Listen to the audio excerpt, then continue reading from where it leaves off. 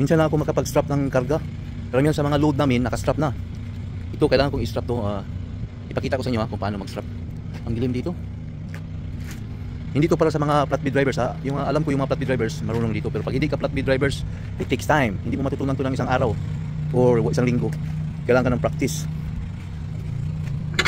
Pag hindi mo maano nang mabuti to, ito, babalik sa iyo to.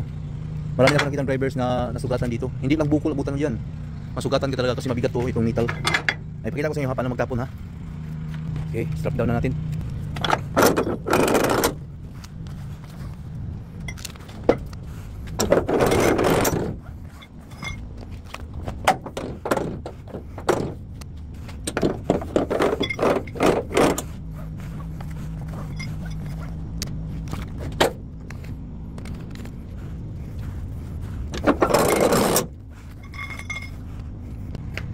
Ayan, natapon na natin lahat ang strap.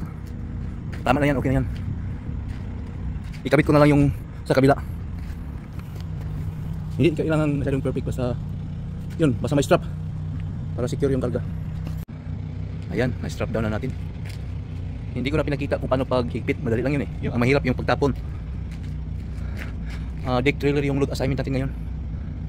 Dali natin doon sa bagong customer.